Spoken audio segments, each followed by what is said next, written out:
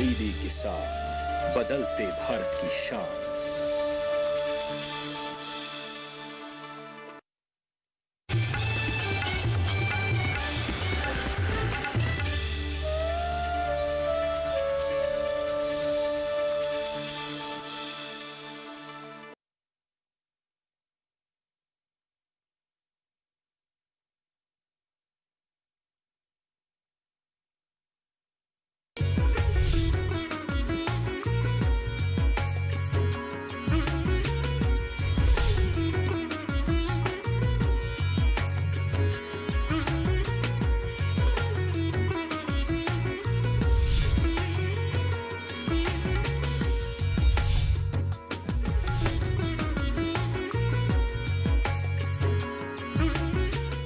नमस्कार, आप देख रहे हैं दूरदर्शन किसान। स्वागत है आप सभी का आपके अपने कार्यक्रम कृषि दर्शन में। मैं हूं आपके साथ मोनालिसा।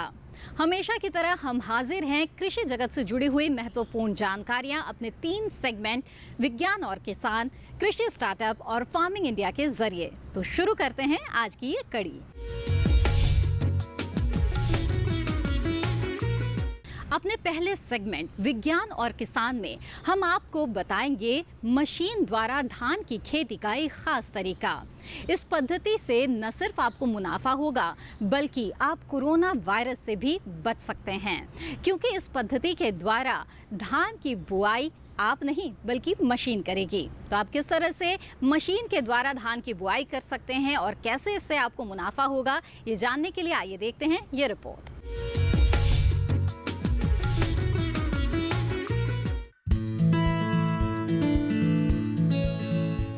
भारत में ज्यादातर किसान खाद्य युक्त मिट्टी में हाथों से रुपाई करके धान उगा रहे हैं। देश के कई हिस्सों में किसान कई प्रकार की धान रुपाई का उपयोग कर रहे हैं, जिन्हें चटाई प्रकार या मैट टाइप के रोपण की आवश्यकता होती है। मशीन के संचालन में जटिलता के कारण इसकी उच्च लागत, मिट्टी में चटाई प्रकार के रोपण और मशीन की दक्षता में भिन्नता की आवश्यकता और विभिन्न क्षेत्रों में भी भारत में प्रत्यारोपण को अपनाने की गति बहुत धीमी है। बता दें कि प्रत्यक्ष बीज बुआई, धान डीएसपी की खेती कुछ उन्नत किस्मों के विकास के साथ साथ प्रभावी खरपतवार नाशकों के विकास के कारण गति पकड़ रही है। वर्तमान में किसान धीरे धीरे प्रत्यक्ष बीज बुआई, चावल डायरेक्ट सीड राइस तकनीक को अपना रहे हैं और अच्छी तरह से चूर्णित मिट्टी में धान के सूखे बीजों को बिखेरकर उनकी बुआई कर रहे हैं। जुताई उपकरणों द्वारा मिट्टी में बीज के मिश्रण को बिखेरने के परिणाम स्वरूप बेहतरीन तरीके से चर गहराई पर बीज का फैलाव होता है, जो खराब फसल स्थापना के बाद बीज के खराब अंकुरण का लेखा जोखा होता है। बीज दर को विनियमित करने में सक्षम चावल गेहूं बोने की उपकरण पंक्ति के भीतर 8 से 15 सेंटीमीटर से लेकर पौधे से पौधे की दूरी के उचित रखरखाव के साथ वांछित गहराई पर मिट्टी में बीज डाल देता है। मशीन की ये विशेषता उपयोगकर्ताओं को 20 सेंटीमीटर की दूरी पर अच्छी तरह से चिन्हित पंक्ति में धान उगाने में मदद करता है और इस प्रकार किसानों को निराई के लिए लगातार 2 पंक्तियों के बीच यांत्रिक निराई उपकरणों का उपयोग करने का अवसर देता है।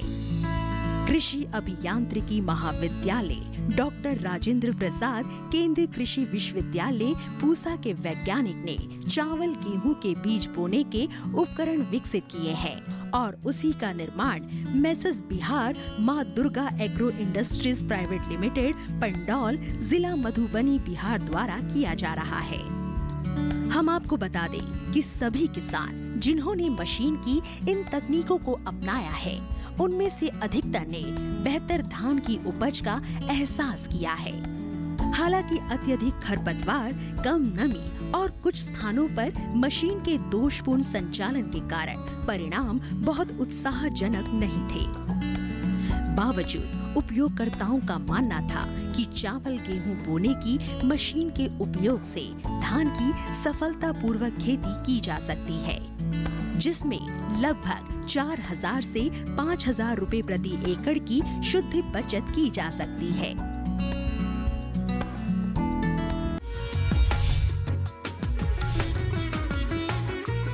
कृषि दर्शन कार्यक्रम में फिलहाल वक्त है एक छोटे से ब्रेक का। ब्रेक के बाद देखेंगे कृषि स्टार्टअप। आप बने रहें दूरदर्शन किसान पर।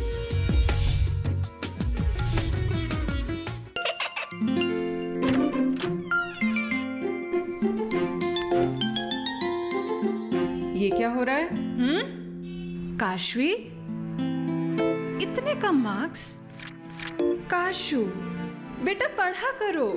पढ़ोगी नहीं तो आगे कैसे बढ़ोगी? मम्मा, मैं भी तो आपसे यही कहना चाहती हूँ, पढ़ा करो। आप पढ़ोगे नहीं तो आगे कैसे बढ़ोगे? मतलब? वो देखो। सिर्फ बैक पर छपा ऑर्गेनिक नहीं, ऑर्गेनिक का निशान पहचानिए। पीजीएस ऑर्गेनिक का ये लोगो उन किसानों की पहचान है जो आज भी परंपरागत विधि से रसायन मुक्त खेती कर आपके लिए शुद्ध फसल उपजा रहे हैं। अब समझे मम्मा, अगर मैं प्योर ऑर्गेनिक फूड नहीं खाऊंगी तो अच्छे मार्क्स कहाँ से लाऊंगी? अच्छा बच्चों, जैविक खेती की इस मुहिम को आगे बढ़ाइए, शुद्ध ऑर्गेनिक अपनाइए।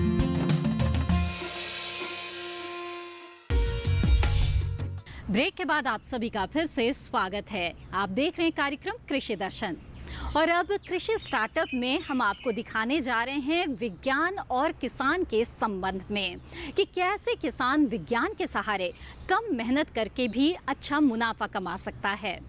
जी हाँ, आज की हमारी कहानी केरल के एक ऐसे किसान की है जिन्होंने नुकसान के बाद भी हार नहीं मानी, बल्कि विज्ञान का सहारा लिया और आज इनकी करोड़ों की आमदनी है। तो आखिर कैसे इस किसान ने कामयाबी हासिल की और विज्ञान जगत में अपना नाम कमाया, जानते हैं ये अनोखी कहानी।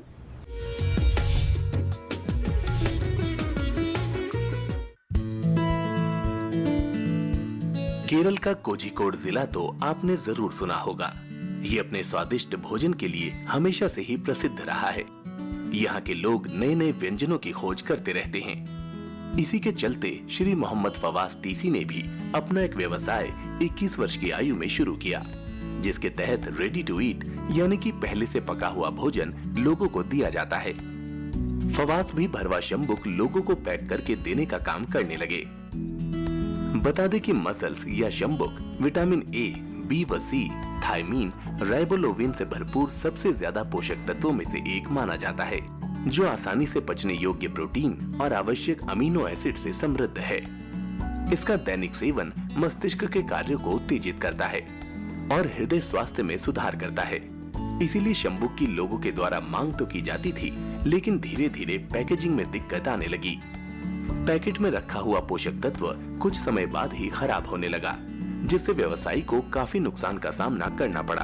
परिस्थितियां दिन प्रतिदिन जटिल होती गई और श्री फवास और उनके सहयोगियों ने बेहतर पैकेजिंग के लिए ICAR central institute of fisheries technology Kochi से परामर्श लिया। ICAR CIFT ने श्री फवास और उनकी टीम को उनकी समस्या के समाधान के लिए एक उपयुक्त तकनीक के रूप में संस्थान के वैज्ञानिकों द्वारा विकसित तकनीक का सुझाव दिया। अब फवास खाद्य सामग्री को लंबे समय तक सुरक्षित रखने लगे। श्री फवास ने नवंबर 2018 के महीने के दौरान ICAR CIFT के कृषि व्यवसाय उष्मायन केंद्र में इंक्यूबेट के रूप में पंजीकरण किया। श्री फवास ने शुरू में लगभग एक छोटी उत्पादन इकाई स्थापित करने के लिए 30,000 रुपए इन्वेस्ट किए और आउटसोर्सिंग के माध्यम से उत्पादों की थर्मल पैकेजिंग के लिए तकनीकी सुविधाओं का लाभ उठाया। लगभग 1 वर्ष की अवधि में केरल का स्वाद खाड़ी देशों में फैल गया और ब्रांड की लोकप्रियता के कारण सी फूड उद्यमिता में सबसे आगे आने लगी। आपको बता दें, फवास आज विज्ञान की बदौलत करोड़ों की कमाई करने की योजना बना रहे हैं और शंबुक की मांग भी दिन प्रतिदिन बढ़ती जा रही है। इसीलिए किसान भाइयों, अगर आप भी किसी परेशानी को झेल रहे हैं तो एक बार विज्ञान का सहारा लेकर जरूर देखिए।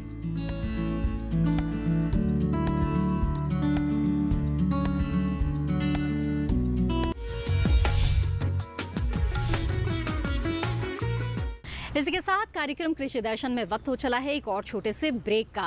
ब्रेक के बाद देखेंगे फार्मिंग इंडिया। आप बने रहें दूरदर्शन किसान पर।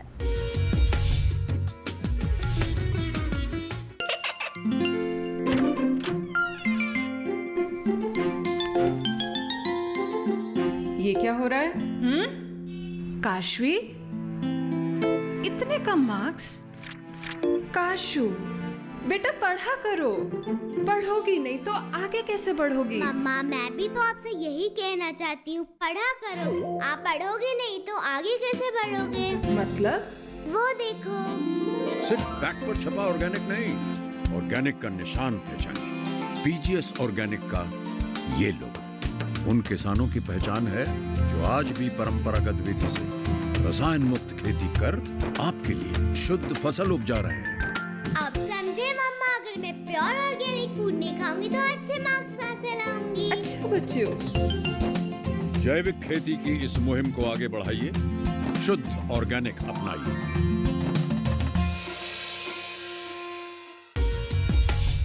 ब्रेक के बाद आप सभी का फिर से स्वागत है। आइए अब देखते हैं अगला सेगमेंट, फार्मिंग इंडिया।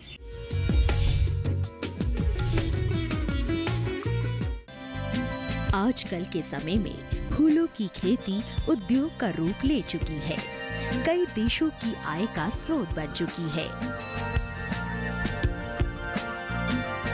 भारत की जलवायु फूलों की खेती के लिए उत्तम है। यही कारण है कि कई किसान फूलों की खेती में रुचि लेने लगे हैं, जिस कारण हमारे देश में फूलों की खेती का क्षेत्रफल बढ़ता जा रहा है। देश विदेश के बाजार में कर्तित फूलों की मांग कई अधिक है।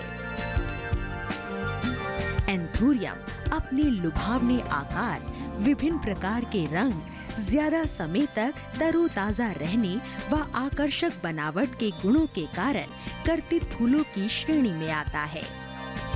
बढ़ती मांग के चलते एंथूरियम को गमले में उगाया जा रहा है। एंथूरियम को संरक्षित खेती द्वारा पॉली हाउस में साल भर उगाया जा सकता है। एंथूरियम की खेती किसानों के लिए मुनाफा कमाने का अच्छा जरिया है। अपनी सुंदरता के कारण एंथूरियम फूल व्यापार में एक महत्वपूर्ण स्थान रखता है। इसे इसके आकर्षक फूल और पत्तों के लिए उगाया जाता है। एंथूरियम की खेती आंध्र प्रदेश, केरल, पश्चिम बंगाल और महाराष्ट्र में की जाती है। इसकी बढ़ती हुई मांग और संरक्षित कृषि के चलन से ये अनुमान लगाया जा सकता है कि गमलों में एंथूरियम की व्यावसायिक कृषि बड़े पैमाने पर भारत के अन्य राज्यों में शुरू की जाएगी।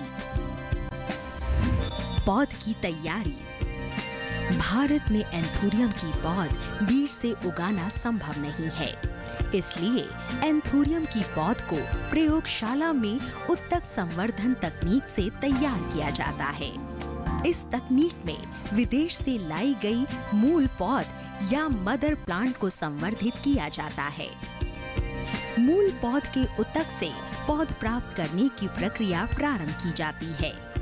प्रयोगशाला में इस तकनीक के द्वारा एंथूरियम की स्वस्थ पौध तैयार कर ली जाती है।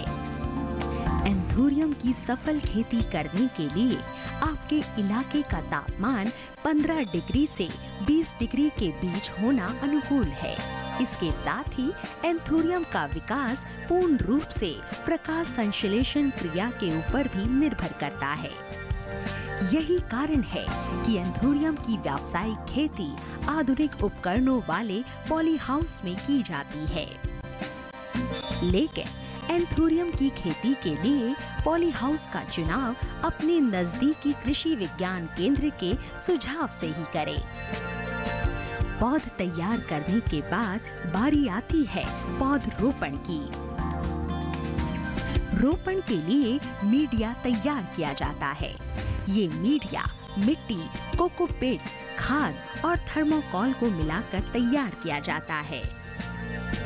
एंथूरियम के लिए किसी भी प्रकार की मिट्टी का उपयोग किया जा सकता है। मीडिया को गमलों में भर दिया जाता है। उसके बाद प्रयोगशाला से लाई गई पौध को गमलों में रोप दिया जाता है। रोपण के तुरंत बाद गमलों को पॉली हाउस के अंदर रख दिया जाता है। पॉली हाउस में गमलों में कृषि करने के लिए किसान एक आधार तैयार करते हैं। ये आधार जमीन से 2.5 फुट ऊंचा और कम से कम 32 फुट लंबा होता है। इस संरचना को तैयार करने के लिए सबसे पहले दोनों छोर पर लोहे के मजबूत खंभों को स्थापित किया जाता है। रुपाई के बाद गमलों को पॉलीहाउस के अंदर ट्रे में रखने के बाद फव्वारा सिंचाई कर दी जाती है, जिससे कि जड़ें मिट्टी को अच्छी तरह से पकड़ ले। फूलों को आने में 6 महीने का समय लगता है। एंथोरियम की कृषि में कुछ खास बातों को ध्यान में रखने की बहुत जरूरत होती है। सबसे पहले सही प्रकाश की उत्तम गुणवत्ता वाले फूलों के लिए प्रकाश की तीव्रता को 18,000 से 35,000 लक्स के बीच निर्धारित करना होता है। प्रकाश के बाद दूसरी अहम भूमिका नमी की होती है। एंथोरियम के लिए 70 से 80% नमी की मौजूदगी बेहद जरूरी है। इसके साथ ही पॉलीहाउस में एंथोरियम की खेती के दौरान फॉगर्स का इस्तेमाल भी किया जाता है। एंथोरियम के पौधों की सिंचाई के लिए स्वच्छ पानी बहुत आवश्यक है। सिंचाई के लिए इस्तेमाल होने वाले पानी का EC 0.5 से कम होना चाहिए।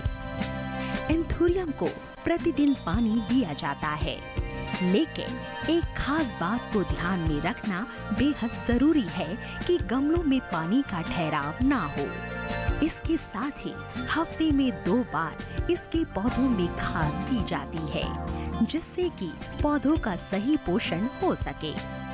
एंथोरियम के पौधों में कीटों का हमला बहुत अधिक होता है।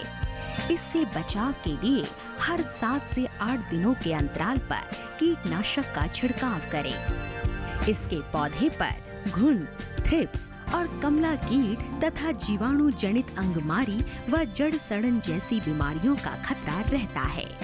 जैविक कीटनाशकों का प्रयोग करके इन बीमारियों पर काबू पाया जा सकता है।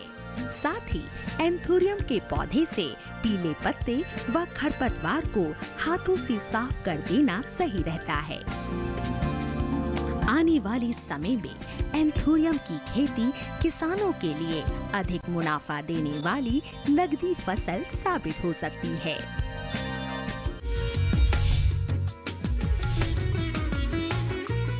और आइए अब देखते हैं खेती किसानी को लेकर विशेषज्ञों की किसानों के लिए क्या सलाह है। आप सब लोग जानते हैं जूट हमारे देश में कपास के बाद ही इसको माना जाता है गुरुत्वपूर्ण एक तंतु फॉसल फाइबर क्रॉप्स है। इसका जो तंतु निकलता है इसका बहुत ही उपयोगिता होता है। इसका फैब्रिक्स में इस्तेमाल होता है, हमारे होशियारी में, यार्न में, कॉयर रोब में, और इसका ऑटोमोबाइल सेक्टर, रेनफोर्स में, जियो टेक्सटाइल। ये तंतु छोड़ के और एक चीज़ होता है इसमें जो पत्ता निकालता है। पत्ता का बहुत ही गुरुत्वपूर्ण महत्वपूर्ण रोल रहता है हमारे खाने के डिश में, क्यूलिनरी पर्पज़ में। इसका बहुत ही अच्छा विटामिन और मिनरल्स होता है, beta carotene, vitamin A, C, E, antioxidant, calcium, iron भरपूर रहता है। तो ये भी जापान में इसको सूखा पत्ता में चाय तरफ ऐसे इस्तेमाल करना जाता है। तो इसका और जो फ्यूल होता है, इसका जो स्टॉक होता है, फाइबर निकालने के बाद जो रह जाते हैं उसको जलाने के हिसाब से फ्यूल पर्पज़ में भी इस्तेमाल होता है, फेंसिंग भी होता है। तो ये जूट क्रॉप हमारे देश में लगभग 10 लाख हेक्टेयर में इसको आबादी होता है। मैक्सिमम पूर्व भारत में जो राज्य होता है सभी राज्यों में होता है, वो छोड़ के आंध्र प्रदेश, महाराष्ट्र, तमिलनाडु में इसका आबादी होता है। सबसे ज़्यादा आबादी होता है पश्चिम बंगाल में, लगभग 60% हमारे देश का जो पैदावार होता है उसका आबादी वहाँ पे होता है। तो ये जो जूट है, जूट का हम लोग इजिप्शियन स्पिनेज भी कहते हैं, पाट कहते हैं, उड़िया में लोलिता कहते हैं, बहुत सारे नाम होता है हमारे देश में। तो जूट आप लोग जानते हैं जो 2 तरीक़े का जो टाइप का जूट होता है। एक हो वाइट जूट, साइंटिफिकली उसको कहते हैं कॉर्कोरस कैप्सुलारिस, और एक होता है तोसा जूट। इसका क्वालिटी बेटर है कैप्सुलरिस से, इसको बोलता है कॉर्कोरस ऑलिटोरियस। तो ये जो 2 तरीक़ा का जूट होता है, इसको जो खेती होता है बराबर सेम पद्धति मैनेजमेंट प्रैक्टिस हम लोग फॉलो करते हैं। पहले तो मैं बताऊंगा जो अच्छा बीज, जो सीड हमारे वहाँ पे हुआ है किसानों भाई का जो मिलता है। तो जूट का नाम से GRO 524, JRO 878 638, JRC 321 212, JRC 7447, JRB 1, ऐसे बहुत इंपॉर्टेंट हाइल्डिंग वैरायटी जूट का हमारे देश में मिलता है। तो हम लोग जूट का बुआई किस टाइम में करेंगे? ये जूट आप जानते हैं इसको हॉट ह्यूमिड, जहाँ पे गर्म होता है, ह्यूमिडिटी अराउंड 70-80 भाग होता है, टेम्परेचर तापमात्रा 24 से लेकर 35 डिग्री तक होता है, उसमें ये जूट अच्छा होता है। एनुअल रेनफॉल, वार्षिक जो वृष्टिपात यहाँ पे लगभग 1500 मिलीमीटर चाहिए। तो जूट का बुआई ऐसे होता है अप्रैल महीना में, मिड अप्रैल तक जूट का बुआई अच्छा से हो जाता है। जूट का सीड रेट बीज का कितना लगता है? ये 5 किलो ऑलिटोरस के लिए, ऑलिटोरस छोटा सीड होता है 5 किलो पर हेक्टर, और कैप्सुलर्स के लिए 7 किलो पर हेक्टर होता है। विभिन्न मशीन होता है, सीड ड्रिल होता है, इसमें बुआई हो जाता है। बुआई कैसे करेंगे? लाइन से लाइन 20 सेंटीमीटर ऑलिटोरस के लिए और 25 सेंटीमीटर कैप्सुलर्स के लिए, और प्लांट टू प्लांट, पौधा से पौधा 5 सेंटीमीटर अंतर रखने के बाद इसको बुआई करना पड़ता है। बुआई के बाद अगर ये पूरा ही रेनफेड है, वृष्टि निर्भर एक फसल होता है, लेकिन अगर पानी का व्यवस्था हो जाएगा तो एक सेचन, एक इरिगेशन बुआई के साथ साथ देंगे तो अच्छा होगा। इसका सीड जर्मिनेशन, सीडलिंग इमर्जेंस बहुत अच्छा होता है, प्लांट स्टैंड भी बहुत अच्छा होता है। तो इसके बाद खाद के अब लोग जानते हैं 3 तो मुख्य जो खाद होता है, नाइट्रोजन, फॉस्फोरस, पोटासियम। तो हेक्टर प्रति यहाँ पे लगभग 130 kilo urea, DAP di ammonium phosphate 65 kilo, और म्यूरेट ऑफ पोटास MOP लगभग 50 किलो हेक्टर पिछू इसको चाहिए। इसके साथ साथ अगर अच्छा से कंपोस्ट गोबर खत मिलेगा तो 10 टन 10 टन पर हेक्टर प्रति 10 टन गोबर खत देंगे तो अच्छा होगा। इसके साथ साथ सल्फर 30 किलो पर हेक्टर अगर देंगे तो पैदावार अच्छा होता है। फाइबर क्वालिटी तंतु जो गुणवान होता है, गुणवत्ता होता है, वो भी बहुत अच्छा होता है। जूट में सोइंग के 2 दिन के अंतर अगर भीगा हुआ मिट्टी में जो प्री इमर्जेंट्स अगाचा आने से पहले ही 2 ब्यूटाक्लोर और pretilachlor, butachlor 2.5 litre per hectare और प्रेटिलाक्लोर 1.5 लीटर पर हेक्टर, इसी हिसाब से अब लोग दे देंगे तो उसके साथ बुआई के बाद जो मोस्टली जो ग्रेसिव घास वो नहीं आएगा, वो पूरा कंट्रोल हो जाएगा। इसके बाद 30 दिन के अंदर एक हैंड वीडिंग, मैनुअल वीडिंग, चाहे मशीन लेके चाहे हाथ में उसको जो घास आ जाएगा उसको उठा दीजिए। तो ये अच्छा से अच्छा आपका जो वेट कंट्रोल, आगाछा दमन बहुत अच्छा हो जाएगा। आइए अब कृषि दर्शन में बढ़ते हैं आगे और जान लेते हैं क्या कहता है मौसम और कैसा है देश में मंडियों का हाल।